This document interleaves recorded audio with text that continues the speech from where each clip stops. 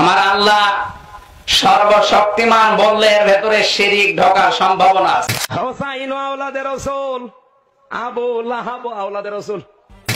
বাংলাদেশে যদি নামাজ কায়েম হয় 18 কোটি মানুষ নামাজ পড়বে, আপনি একটা ভোট দিয়ে 18 কোটি মানুষের নামাজের সওয়াব।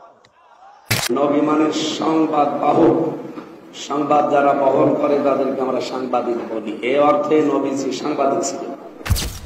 মুফতি সাহেব, আপনি সাংবাদিককে খুশি করার জন্য, মিডিয়ার ভাই বাবাদেরকে খুশি করার জন্য আপনি অন্য ব্যাপারও বলতে পারেন। মেসেঞ্জার তেনাকে বলা হয়, পেগম্বর নবী তেনাকে বলা হয়, যিনি সত্য কথা হকের থেকে হকই আনেন, যিনি সত্য থেকে শুধু কেবল সত্য আনেন। কিন্তু সংবাদ পাঠকের মধ্যে, পাঠের মধ্যে সত্য মিথ্যা দোনোটা মিশ্রিত থাকে। জার্নালিস্ট আর মেসেঞ্জারের মধ্যে পার্থক্য বুঝেন না, তাহলে আমাদের অধপতন আসবে না তো কাদের অধপতন আসবে? আমরা দেশ বারবার স্বাধীন করলেও কখনো এটা স্বাধীন হবে না যতক্ষণ পর্যন্ত না আমার নবীর প্রতি আদব মোহাব্বত আসতেছে, আমার হুজুরে পাকের উপরে যতক্ষণ পর্যন্ত না আদব আসতেছে ততক্ষণ পর্যন্ত আল্লাহর ভয় অন্তরের মধ্যে বান্দার প্রবেশ করবে না। ইত্তাকিল্লাহ ফাত্তাকুল্লাহ মাস্তাতাতুম, রূহ দিয়ে জিসম দিয়ে আল্লাহ তাবারক ওয়া তাআলাকে ভয় করার কথা কে ভয় করে? কে ভয় করে? কারণ আল্লাহকে দেখেই নাই, ভয় করবে কিভাবে? তো ভয় আসবে কিভাবে?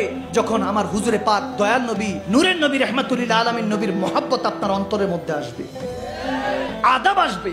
যখন আদব এবং মহব্বত অন্তরে প্রবেশ করবে, খোদার ইজ্জতের কসম, ইত্তাকিল্লাহ, আল্লাহর ভয় আপনার ভিতরে রাজত্ব করবে।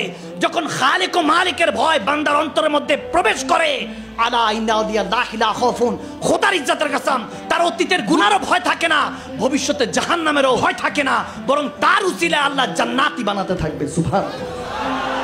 ঘোষণা কার? আওয়াজ দেন, ঘোষণা কার? উলামায়ে কেরাম থেকে জিজ্ঞেস করেন। আল্লাহ তাবারক ওয়া তাআলা হাদিসে কুদসির মধ্যে আমাদের প্রিয় নবী বুখারী মুসলিম শরীফে শিখিয়ে রেখেছেন আমাদেরকে, হাশরের ময়দানে জঞ্জির ধরে আল্লাহ ওয়ালারা একে অপরের হাত ধরে বলবে, আল্লাহর কাছে লাড করে, যেমন বাচ্চারা মা বাবার কাছে চকলেট চায়, এভাবে লাড করে হাতে হাত রেখে বলবে, মাওলা ইখওয়ানুনা কানু ইউসাল্লুনা মানা হাজ্জুনা মানা আমলুনা মানা ফাদখালতুমুন নার।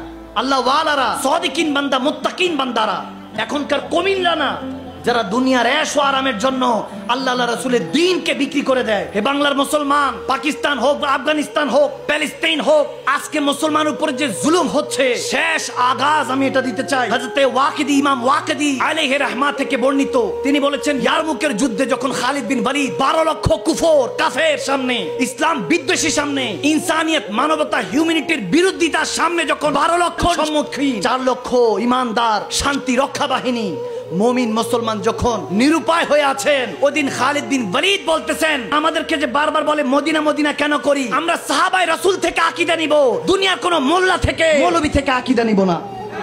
সাহাবায়ে রাসূল খালিদ বিন ওয়ালিদ দোয়া করছেন, ইয়া মুহাম্মদ ইয়া মানসুর উম্মাতাক উম্মাতাক, হে আমার দয়াল নবী, উম্মতের উপর নজর দেন। সবাই যখন ডাকা শুরু করলেন, ওই ইয়ারমুকের যুদ্ধের ময়দানে জোর উঠলো, এক আওয়াজ উঠলো, ইয়া মুহাম্মদ ইয়া মানসুর। পড়েন, ইয়া মুহাম্মদ ইয়া মানসুর উম্মাতাক উম্মাতাক।